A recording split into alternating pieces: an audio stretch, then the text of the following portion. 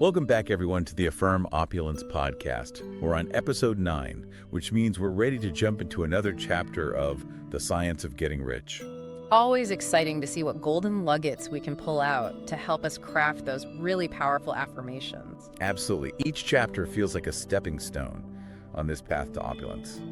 And today we're going to be looking at chapter 9. How to use the will. Yeah, and when I first read this chapter, I have to admit I was a little surprised. How so?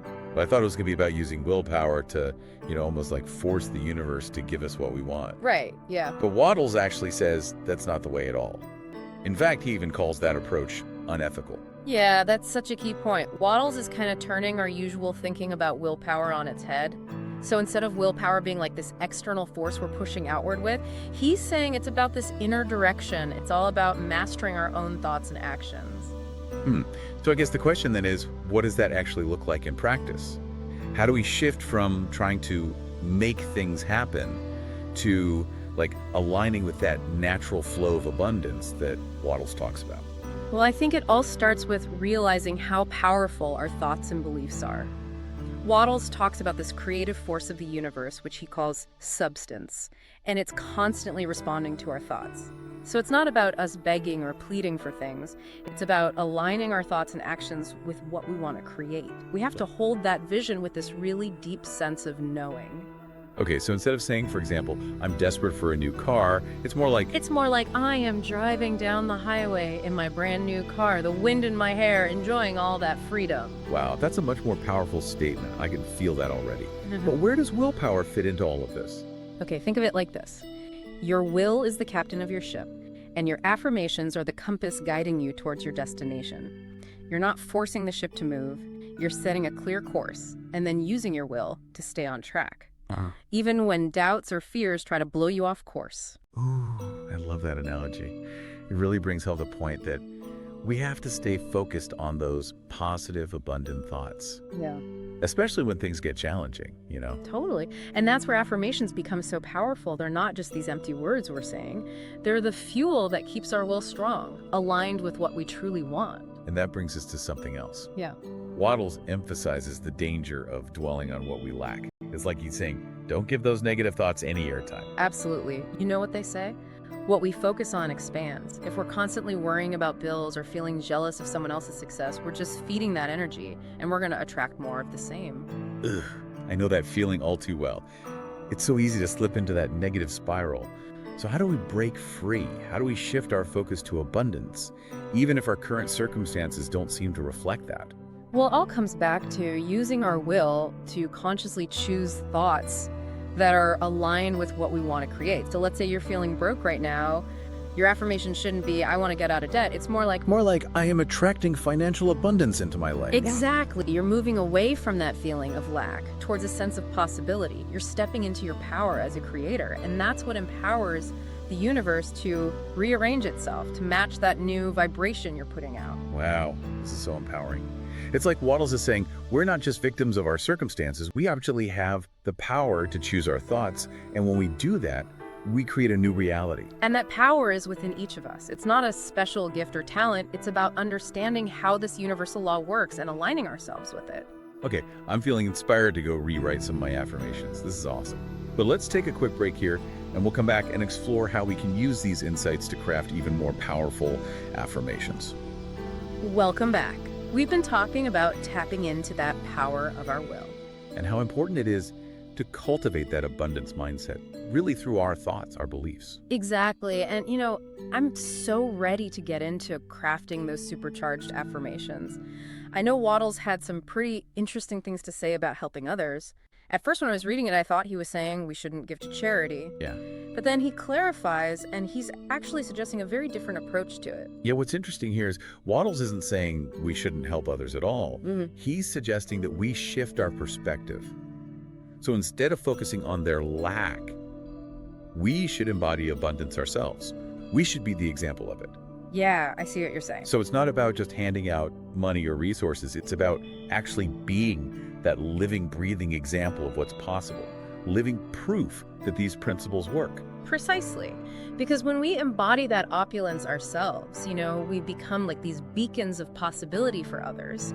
They see that abundance is achievable, that it's real, and that can inspire them to tap into their own potential.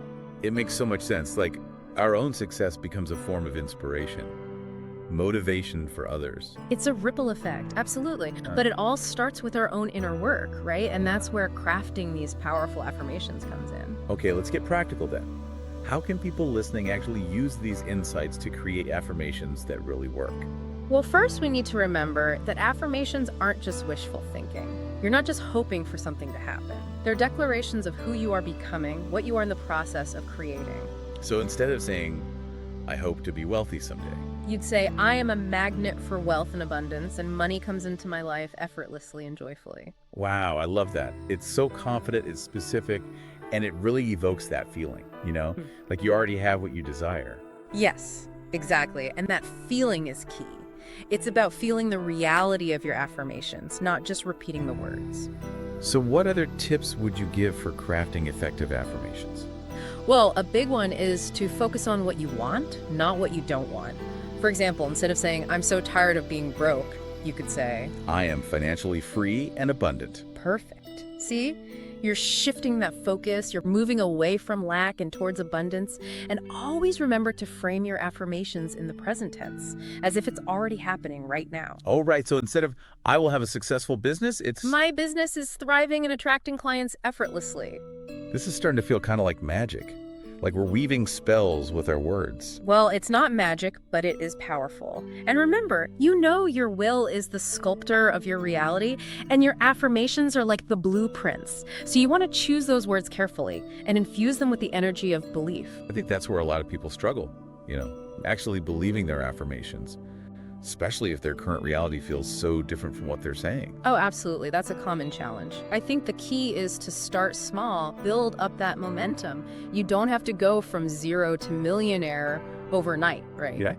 So choose affirmations that feel believable to you at first. You can gradually expand from there as you gain more confidence. So instead of saying, I have $1 million in the bank, if that feels too far out there, you could say, I am attracting new opportunities to increase my income. Yeah, that feels much more achievable. And I bet as you start seeing those opportunities pop up, your belief grows even stronger. Exactly. It's this positive feedback loop. The more you believe, the more you attract. And then the more you experience, the stronger your belief becomes. This is so inspiring. It's like Wattles is giving us this amazing roadmap. We can create the life we truly desire. And the best part is it's available to anyone who's willing to do the work. It's not about luck. It's not about privilege. It's about understanding those universal principles and then harnessing the power we all have inside of us. Okay, I'm ready to revamp my entire affirmation practice. But before we wrap up, I want to touch on one more point that Wattles makes in this chapter. And that is? He talks about how it's not enough to just passively repeat our affirmations. We actually have to impress them upon our subconscious mind, with feeling. Yeah, that's so important. It's not enough to just say the words. We really need to feel the emotion behind them, Like when I'm saying I am attracting my soulmate, it's not just like a mental exercise. I need to actually feel that joy and love as if they were already in my life. Exactly. You got to visualize yourself with your soulmate, feel that warmth of their presence, and let that emotion just amplify the power of your affirmation. Oh, wow. Yeah, it's like we're creating a vibrational match for what we want. Precisely. And the more we embody that vibration, the more we attract it into our experience. Okay, I'm getting goosebumps. So to wrap up what we've learned today from Chapter 9 of The Science of Getting Rich, it's about directing our will inward, aligning with the natural flow of abundance. And using those affirmations to create the reality we desire. Yes.